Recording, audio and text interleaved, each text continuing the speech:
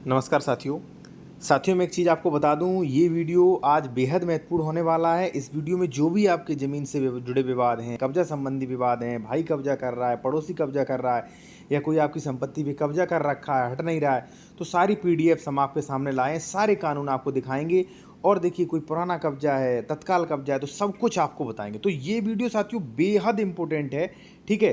तो इस वीडियो को आप देख सकते हैं और अपने ज़मीन संबंधी मैटर सॉर्ट आउट कर सकते हो। जो भी बताया जाता है वो पीडीएफ के द्वारा बताया। और सबसे ज़रूरी सूचना कि अगर आप साथियों कोई भी कानूनी सलाह लेना चाह रहे हैं, बेहतर से बेहतर कानूनी सलाह, क्योंकि कोई भी अपने यूट्यूब चैनल्स पर कानून लेके नहीं आता, कानून पीडीएफ में नहीं दिखाता है, ठीक है। बस ऐसे ही हवाबाजी करते रहते हैं, ठीक है। अगर आप कोई भी कानूनी सलाह लेना चाहते हैं या कोई भी ज़मीन के डॉक्यूमेंट्स वगैरह चेक करवाना चाह रहे हैं, या मान लीजिए साथियों आप ज़मीन खरीद रहे हो, उसका डॉक्यूमेंट्स चेक करवाना चाह रहे हैं, वो ज़मीन सही है कि नहीं, उस पर कोई विवाद तो नहीं, तो चेक करवा सकते हो। हमारा कॉन्टैक्ट नंबर वीडियो की डिस्क्रिप्शन में मिल जाएगा। तो देखिए, सबसे पहले क्या है, हम आपको शुरुआत करेंगे, सारे लोगों के इसमें क्वेश्चंस आ जाएंगे, ठीक है। देखिए, सबसे पहले साथियों मैं आपको बता दूं, अगर आपकी कोई ज़मीन पड़ी है, ठीक है, और यहाँ पे कोई बंदा आके आपको अभी तत्काल परेशान कर रहा है, ठीक है, तत्काल परेशान कर रहा है, वो दबंगों को लेके आता है कि हटो, खाली करो, वरना हम ये कर देंगे, वो कर देंगे, ठीक है, परेशान कर रहा है, तो धारा 165 और धारा 164 यहाँ पे देख सकते हैं, ये काम आएंगी।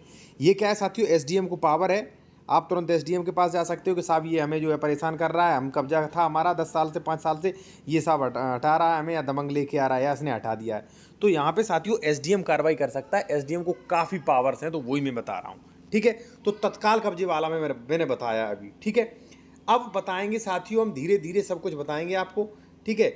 तो अगर तत्काल कब्जा विवाद है, कोई दबंगई कर रहा है, कोई शांति भंग कर रहा है, कोई उत्पात मचा रहा है, गुंडे लेके आ रहा है, या मान लीजिए मारपीट लड़ाई झगड़ा किसी अचल संपत्ति को लेके हो रहा है, तो भाई आप जाइए धारा 164 में, धारा 165 में, ठीक है, इसमें जाइए और कब्जा संबंधी विवाद एसडीएम को फुल पावर है, सॉर्ट आउट करके देगा, और जिसका कब्जा है उसका करा के देगा, और दूसरे से कहेगा भाई जब तक कोर्ट का ऑर्डर यहाँ आ जाए आप चुपचाप घर बैठो, या संपत्ति भी कुर्की कर लेगा, न ए का न बी का, संपत्ति हो जाएगा सरकार का, ठीक है, तो वो कर लेगा। या तो आप ये कानून यूज़ में कर सकते हो, ठीक है। और देखिए, मैं एक चीज़ आपको बता दूं साथियों, अगर आप बेहतर कानूनी सलाह लेना चाहते हैं किसी भी मैटर में, तो हमारा कॉन्टैक्ट नंबर वीडियो की डिस्क्रिप्शन में मिल जाएगा, या आप कोई डॉक्यूमेंट चेक करवाना चाहते हैं, ठीक है, तो वीडियो डिस्क्रिप्शन में दिया गया है।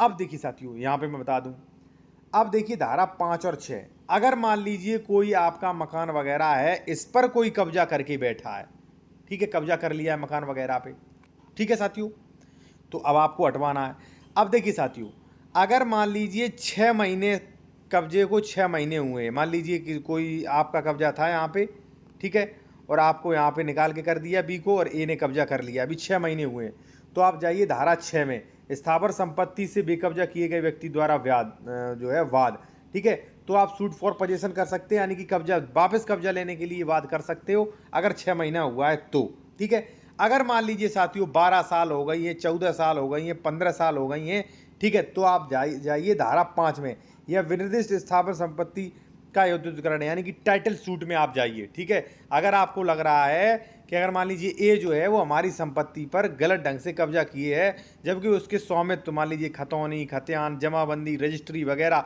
हमारे नाम है, ए ने फालतू में कब्जा कर रखा है, तो आप जाइए धारा 5 में, कब्जा हटेगा। अब कई लोगों के दिमाग में क्वेश्चन आ रहा होगा कि साहब आप तो वीडियो बनाते हो कि 12 साल कब्जा वही मालिक, और फिर आप कह रहे हो 15 साल भी साल बाद खाली करवा सकते हो। देखिए साथियों, मैं आपको कभी भी भ्रमित नहीं करना चाहता हूं कि देखिए, अगर ये प्रॉपर्टी है साथियों, अगर ए का इस पर प्रतिकूल कब्जा है, प्रतिकूल कब्जे के बारे में मैंने पूरा वीडियो बनाया था, प्रतिकूल कब्जा है साथियों, ठीक है ना, प्रतिकूल कब्जा यानी कि जो मूल मालिक है उसकी जानकारी में, ये प्रूफ करना होगा ए को, ठीक है, जानकारी में हो। दूसरा साथियों, निरंतर हो, ठीक है, निरंतर 12 साल से। तीसरा, बी ने कोई भी कभी केस, पुलिस, एफआईआर, लड़ाई झगड़ा ना किया हो, ठीक है, और ए के पास, इसके पास डॉक्यूमेंट्स हो कि भाई वो 12-15 साल से रह रहा है, प्रतिकूल कब्जा है, इसके डॉक्यूमेंट्स होने चाहिए कोर्ट में दिखाने के लिए, तब प्रतिकूल कब्जा माना जाएगा, वरना उसका अवैध कब्जा माना जाएगा। और अवैध कब्जा है भाई तो 50 साल हो जाए, चाहे 20 साल हो जाए, चाहे 30 साल हो जाए, अवैध कब्जा हटाना पड़ेगा आपको, ठीक है। तो यहाँ पे साथियों अवैध कब्जा हटवाने के लिए आप धारा 5 का भी इस्तेमाल कर सकते हैं। और यहाँ पे अगर 6 महीने हुए, मान लीजिए मैंने आपको आपकी संपत्ति से बेदखल कर दिया है, 6 महीने हुए, तो 6 महीने के अंदर धारा 6 और बाद में टाइटल सूट आप करिए धारा 5 में, ठीक है। और देखिए जो लोग अगर मान लीजिए जिन लोगों को बेहतर कानूनी सलाह नहीं मिल पा रही है, जिन लोगों को कब्जे नहीं हट पा रहे हैं, ठीक है, वो लोग संपर्क कर सकते हैं। कॉन्टैक्ट नंबर हमारा वीडियो के डिस्क्रिप्शन में मिल जाएगा, कोई भी आप कानूनी सलाह ले सकते हैं, ठीक है।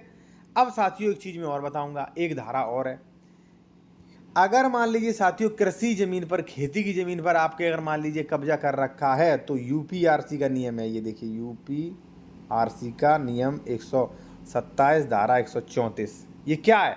अगर आपकी कृषि भूमि पर मान लीजिए कोई भी कब्जा किए है 20 साल से, ठीक है, तो उसका कब्जा तो आप हटवा ही सकते हो, प्लस उससे लाखों रुपए का मुआवजा भी ले सकते हो, ठीक है। वो भी चलिए मैं आपको बता दूं, ठीक है।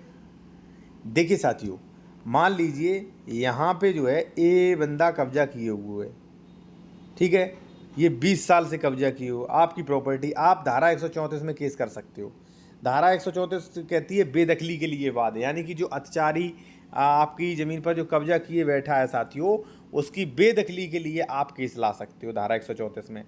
और अगर आपने ये सिद्ध कर लिया कि ए जो है वो अत्याचारी के रूप में था, 20 वर्षों से अवैध कब्जा किए था, ठीक है, तो साथियों यहाँ पर धारा 127 जो है नुकसानी की दर, यानी नुकसानी के लिए भी कार्रवाई कर सकते हो। और नुकसानी कितना मिलेगी लाखों रुपए में, वो भी आप जान लीजिए, क्योंकि नुकसानी भी आपको लाखों रुपए में मिल सकती है। कैसे, वो आप जान लीजिए। इसमें क्या लिखा है साथियों, धारा 134 के अंतर्गत नुकसानी के लिए दायर वाद तथा धारा 136(1) के अंतर्गत उल्लिखित कार्रवाई में नुकसानी की दर न्यायालय अथवा संबंधित राजस्व अधिकारी के विवेक पर होगा। आप कई लोग कहेंगे उनके तो विवेक पे होगा, वो तो पैसे लेके माफ़ कर देंगे। अब नीचे पढ़िए क्या लिखा है, लेकिन नुकसान की धनराशि अध्यासन के प्रत्येक वर्ष के लिए विवादित भूमि पर लागू कलेक्टर द्वारा नियत सर्किल रेट के अनुसार अगणित 5% के धनराशि से कम नहीं होगी। यानी कि जो आपकी ज़मीन का सर्किल रेट है उसकी 5%, कम से कम 10% भी हो सकती है, लेकिन कम से कम 5% से कम कर ही नहीं सकते, ठीक है।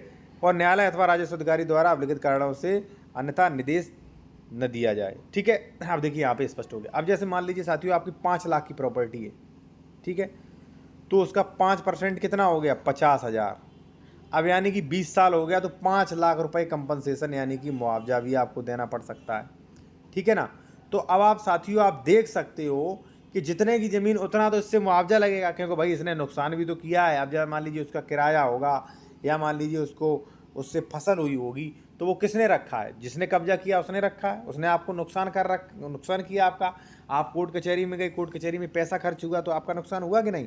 तो आप इस धारा से ला सकते हो, ठीक है, इस धारा से आप अपना काम करवा सकते हो, ठीक है ना। ये धारा काफ़ी महत्वपूर्ण है।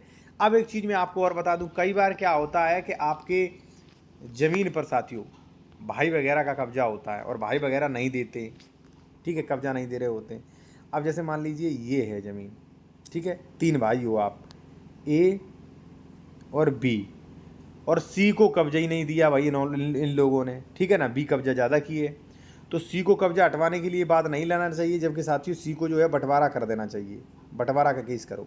जब बंटवारा होगा तो इस पूरे गाटा संख्या, जैसे मान लीजिए गाटा संख्या 666 है, तो पूरे को 3 फाट में बांटा जाएगा, ए बी और सी। कानून के नक्शे में सी यहाँ पे बनाना चाहिए था, सी 3 लोगों का बांट दिया।